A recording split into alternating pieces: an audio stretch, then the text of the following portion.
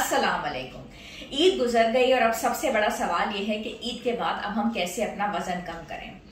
खैर खैरियत से रमज़ान के रोज़े डेफिनेटली सब लोगों ने रखने होते हैं, उसमें बहुत सारी चीज़ें ऊपर नीचे हो जाती हैं। कोशिश सब लोगों की यही होती है कि एक बैलेंस डाइट को फॉलो करें, लेकिन ऐसी रूटीन हो जाती है सहरी का और अफ्तार का कि ना चाहते हुए भी अपनी रूटीन फॉलो नहीं कर पाते, और जिस तरीके से हम बता रहे होते हैं कि पोषण कंट्रोल पे चीज़ों को लेके जा सके नहीं जा सके, और by the end of the month ये होता है कि लोगों का वजन काफ़ी ज़्यादा बढ़ जाता है।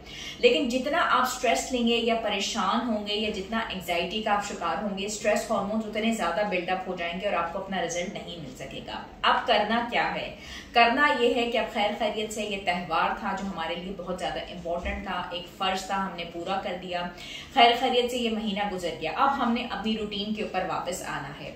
अगर फौरी तौर पे हम अपना सिस्टम स्टार्ट कर देंगे तो एकदम से हेडेक्स हो सकते हैं। ग्रेजुअली इसको 2 या 3 दिन में हमने फॉलो करना है। स्लीप पैटर्न्स अपने ठीक करने हैं, नींद को सही तरीके से लेके आना है। दूसरी बात ये कि अपने हाइड्रेशन लेवल्स बहुत बेहतर रखने, बहुत सख्त गर्मी है, जितना पानी पी सकते हैं पिएं, क्योंकि जितनी कॉन्स्टिपेशन डेवलप हो जाती है रमजान के महीने में, सबसे पहले तो उसको दूर करना जरूरी होता है और उसी से अच्छे खासे रिजल्ट्स आ जाते हैं।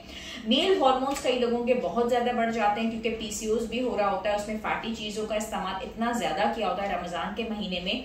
तो अगर फ्लैक्स सीड्स का इस्तेमाल कर लिया जाता है और ओमेगा 3 फैटी एसिड्स का इस्तेमाल कर लिया जाता है तो उसमें क्या होता है कि ये हार्मोन्स भी नीचे आते हैं और आपके हार्मोनल लेवल का जो इम्बैलेंस होता है वो बहुत अच्छे उसके रिजल्ट्स आते हैं और बहुत फायदा होता है। इवन वेट लॉस में भी ये हेल्प करता है। अब 3 तरह की चीज आप अपने नॉर्मल लाइफ के अंदर लेके आइए। एक तरफ आप हर्बल टी ले लीजिए, एक तरफ आपको टाइम मिले तो ग्रीन टी ले लीजिए, और एक टाइम पे आपको टाइम मिले तो सिनेमन टी ले लीजिए। उससे क्या होगा कि आपकी कॉन्स्टिपेशन भी और दूर होगी और फाइबर का इंटेक आप बढ़ा लें।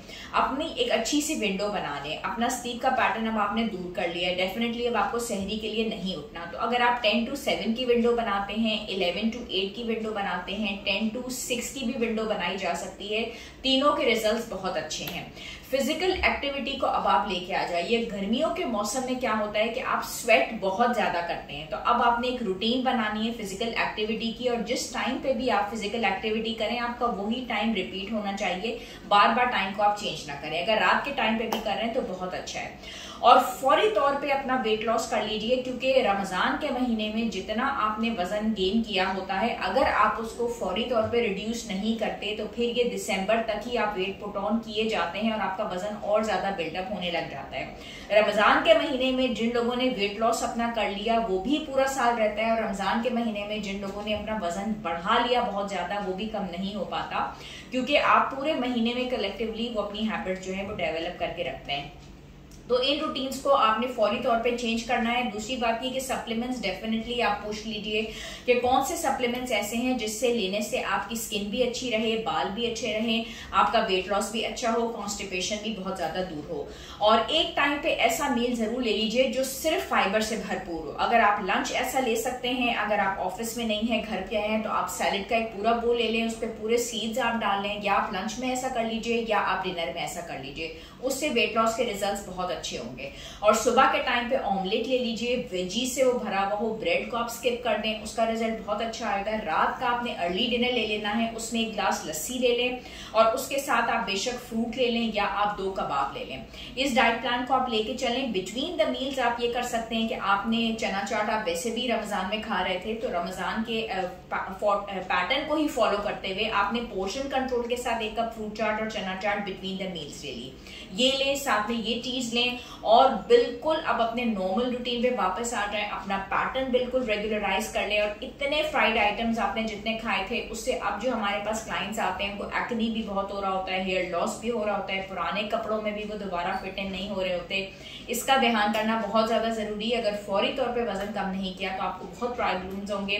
उसमें सिर्फ इंसुलिन लेवल्स भी बढ़े हुए आते हैं, फिर डायबिटीज का खर्चा, फिर ब्लड प्रेशर भी बढ़ जाता है, फिर जॉइंट पेन्स भी बहुत हैं, हेडेक्स भी बहुत ज्यादा होते हैं क्योंकि स्ट्रेस और डिप्रेशन हो रहा होता है और नींद लेने में, और स्लीप एपनिया के जो प्रॉब्लम्स हैं वो अलहदा हैं। आई होप मेरी ये टिप्स आपको बहुत फायदेमंद लगेंगी। पोर्शन कंट्रोल के साथ खाइए, ईद की दावतें भी एंजॉय कीजिए मगर पोर्शन कंट्रोल के साथ। इंशाल्लाह मिलेंगे फिर एक नेक्स्ट वीडियो में, जब तक के लिए bye bye and Allah Hafiz.